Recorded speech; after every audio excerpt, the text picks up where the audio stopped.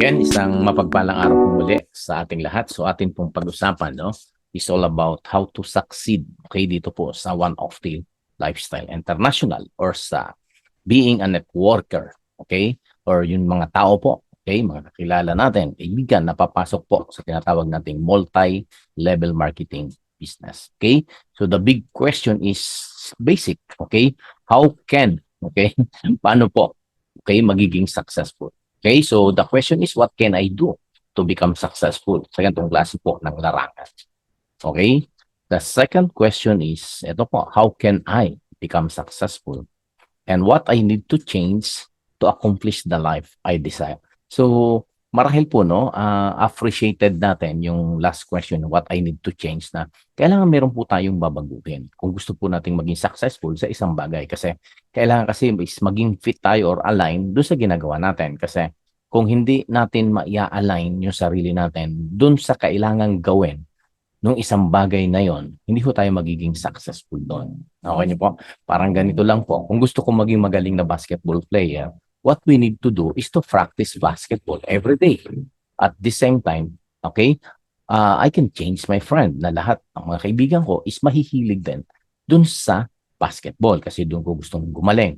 Makakatulong din dito, okay, of course, yung magiging yung panonood ko, okay, ng mga basketball games, okay, pag-idolize sa mga basketball player, pagbabasa ng mga libro about basketball. Okay, so ibig sabihin, since gusto ko maging successful dun sa isang bagay, i-align ko yung sarili ko. Okay, dun sa aking gusto. So parang ganito po, gusto ko maging successful po sa negosyo ng multi-level marketing or sa One of the Lifestyle International. So what I need to do is ano ba ang kailangan? Okay? Paano maging successful? Kasi unang-una, okay, makikita natin na marami naging successful sa larangan ito.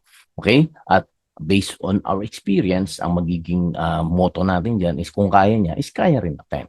But it's a good thing na kailangan, yun yung principles na gagamitin mo.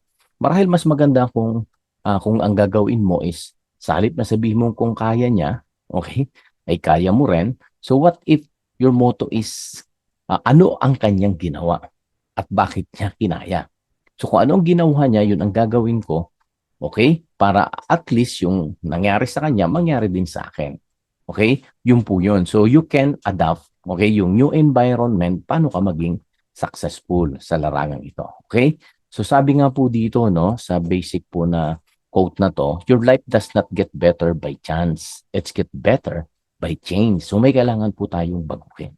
Ano po kaya yung pinakamalaking factor, okay, para po mabago natin? Okay, ano ba yung mga babaguhin dapat sa atin?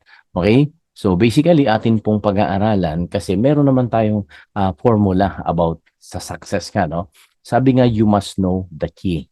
Kasi unang-una, success is like opening a combination lock. So pag hindi mo po talaga alam kung anong combination na yun, hindi mo mabubuksan yan because that is the key. Okay? So you need to have a correct principles and guidelines na ginamit na before nung mga nauna, okay? Na naging na pumasok sa ganung klase ng pagnenegosyo. Okay? At the same time, i-improve din po natin yung isang kasabihan na you learn from your mistake. Kasi sometimes pwede na siyang ma-prevent, pwede na siyang maiwasan. How? Okay? What we need to do is mas maganda marahil is we learn from others' mistake. Okay? So aralin na natin yung mga maling ginawa, okay? Mga maling desisyon ng mga nauna, okay? So, wag na nating ulitin. Okay? Yung po yung isa sa mga good principles na pwede nating may apply. So, our principles, no, is ito nga, no, we will using the formula, okay? Finding the word equivalent to 100% by adding the letters equivalent, okay, number. Parang ganito po. Ang ibig sabihin po niya is meron tayong 26 letters with equivalent to number. So, we will try to find a word na magiging 100% if we total yung letter to number. Okay, so what I think first, ang unang-unang papasok sa isip natin is yung tinatawag nating knowledge. Kasi unang-una, knowledge is yung ating karunungan, no? Yun, because knowledge is power. Okay? But ngayon, okay, innovated na rin siya. applied knowledge is power. Pag yung knowledge na natutunan mo, in-apply mo sa buhay mo, okay, may power, may changes kasi, may result na maganda. Okay, so by the way, unang-una natin gawin is pag-aralan muna natin what is the basic definition ng knowledge, okay? Sabi dito, no, what is knowledge? Okay? So knowledge means if you have know, you have edge. Okay, literal po, no, na kapag may alam ka, lamang ka. Okay? At the same time, sabi po rito, you have edge if you learn. Okay? At yung edge daw po, yung magiging advantage mo sa kapwa mo, sabihin na natin, distributor ng one of the, is yung pagkakaroon mo ng tinatawag na learn. Ayan. At ang sabi rito, if you learn, you earn. So yung earning mo is naka-base din doon sa karunungan na meron ka. Mas malaki, mas malawak, okay, mas malalim. Tingin ko po, mas malaki po ang potential income or earning na pwede pong dumating sa atin. Okay? And at the end of the day, if you earn, you have K, right to get your dreams. Okay? So ano po yung K? Karapatan. Karapatan mong ma-enjoy ang buhay. Karapatan mong makuha yung mga pangarap mo kasi ikaw naman yung nagpagod dyan eh. Ikaw naman yung nagsakripisyong mag-aral. Ikaw naman yung talagang deserving ka. Okay? Sa mga pangarap na yan. Kasi ikaw po ang nag-workout niyan. Ang daming sakripisyong dinaanan. Kaya you are deserving to be sa mga bagay na yan. Okay? Ang sabi po rito, no? When you decide to acquire knowledge, okay? The answer is now. So, ibig sabihin, ngayon, just in case gusto mo nang makuha yung pangarap mo, we will try, okay, to change yung mga bagay na gusto natin. Okay? So, ito po yun, no? Sabi rito, no? So, what we need to do is to compute yung knowledge by, ayun po, ilalagay po natin yung mga letters at the same time yung equivalent number. So, we will i-add po natin, no? We make an additional formula. Okay, so 11 plus 14 is 25. Okay, so 25 is 40. Okay, so 63. 63 is 75. 75 is 80. 84. 87. Okay, 87 is how many one? It's 96. 96, no? 96. So, try nga ulit natin. 11 plus 14 is 25. 25, 30, 40, 63, 63, 70, 50, 65, 70, 74, 81, 84, 91, 96. So, okay, ibig sabihin po, no, knowledge is not enough to fulfill 100% success in life. Kasi may 4% factor na napitira. Okay? So, it's not enough. But knowledge is a very good contributor. Contributor na siya sa success natin kasi napakalaki po ng kanyang numero. Okay? Pag when we say, kung nag-aaral ka, 96 is above average, no? You become a good, estudyante. Okay? So next, na pag-aaralan po natin is yung tinatawag nating hard work. Hard work. Yan. So when we say hard work, sipag yan, sagtsaga. So try to compute them. H is 8, 9. Okay, that's 27, 31. Okay, 31, 34, 54. 59, 69, 69, 77, 87, okay, 98. Yeah, that's 98. Oh, hard work is also not enough to fulfill 100% success in life. So, hindi rin po yung hard work kasi marami nga po tayong kasabihan na ang sipag ay tiyaga is not enough para maging successful. Why? Ang dami nating kakilala na hindi nga po sipag at tiyaga. Sobrang sipag at sobrang tiyaga. Okay? Bigay po tayo ng example. Tricycle driver. Gigising ng 4 a.m. Okay? Gagarahi po ng 10. Okay? Ng gabi. Okay? So, ibig sabihin, sobrang sipag niyan. Sobrang tiyaga. Init, araw, ulan, nandiyan yan sa kalsada. Pero at the end of the day, hindi rin po nakuha yung natawag nating success. Okay? Ganon din po sa mga empleyado. Okay? Yung preparation yan is not 8 hours lang po eh. It take 2 hours preparation, transportation, preparing yung sarili.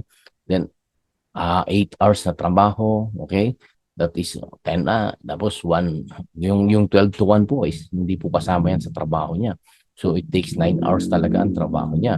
Then, pag uwi po niya, is prepare naman additional 2 hours na naman. Okay? Para po doon sa kanyang pag-uwi. So, nakikita po natin na talagang hard work sila. Kaya lang sabi nga po sa kasabihan, wala pong empleyado na nagiging naging yumaman sa pagiging empleyado. So, yung success is not enough. Okay? So, the third one is attitude. Attitude, the way you look at things, kung paano ka magre-react sa isang bagay, sa mga bagay na nakikita mo, using your five senses is your attitude. Okay? So, maybe sabihin natin, no, ang attitude ay dalawang klase because you have two choices. Either makita mo siya na positibo or negatibo. Okay? So, parang ganun lang po yun. So, attitude. Okay? So, by the way, try natin i-check ang attitude. A is 1. Okay? 20 is T.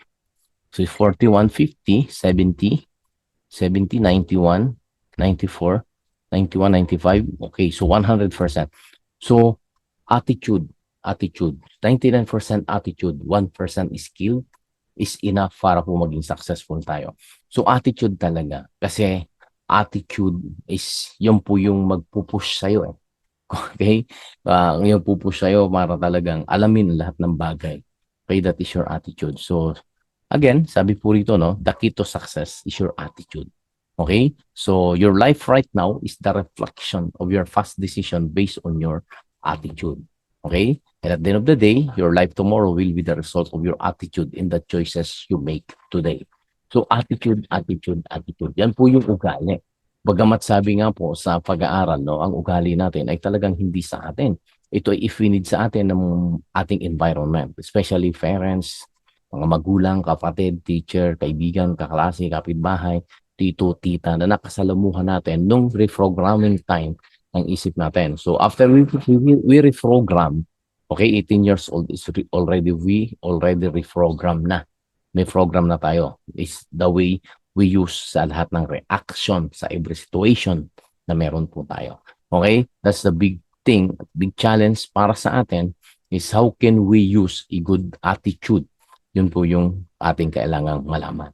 Okay? So, if 100% is attitude, and the question is, we have two kinds of attitude, the bad and the good thing, the negative and the positive thing. So, what we need to do is, ano bang attitude ang kailangan natin gamitin?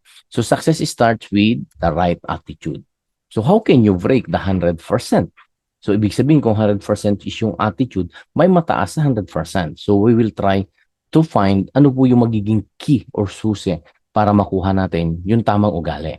Ano yung magiging factor, okay, plus factor natin para ma-convert natin yung attitude natin being a right attitude. So, ano kailangan natin? So, we will break it, okay, sa isang word pa, okay? So, sabi rito, if you want to experience a life full of blessing, do the right attitude. So, key to have right attitude is to love God. Love of God. Okay, so we'll try to compute the word love of God. Okay, so love of God is 12. Okay, so 27, 29 is 49, 54, 54, 59, 69, 75, 75 is 82, 82, 87, 97 is plus 4, 101. So, ang ibig sabihin, ang attitude po ay 100%, either it is good or bad. Okay, but if your attitude is having God or merong Diyos sa ugali mo, okay, ito po yung, okay, right attitude. So, ugali na may Diyos, okay, so marahil po, if we considered a right attitude, yung magiging reaction mo sa every situation na meron ka. Okay, either negative ba yan, makikita mo yung positive side because merong Lord merong Diyos sa ugali mo. So, that's we break, okay, or we differentiate the good and the bad attitude. Okay? Kung may Lord, kung may puso, kung may Diyos ang ugali natin, we will make it sure na nasa right attitude tayo. Okay? So, attitude. Lagyan mo ng Diyos ang ugali mo. Okay? Sisiguraduhin ko po, magdi-decide ka na base po.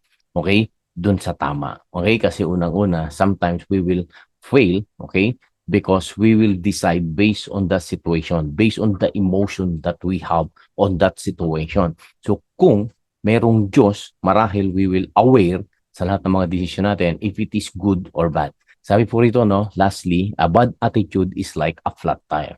If you don't change it, you will never go anywhere. So hopefully po, no, nagpagbigay po tayo ng isang napakagandang idea about how to become successful. So what we need to do is to align ourselves to a good attitude na kailangan po ng ating negosyo. Okay? So again, maraming salamat po at may God bless po sa ating lahat.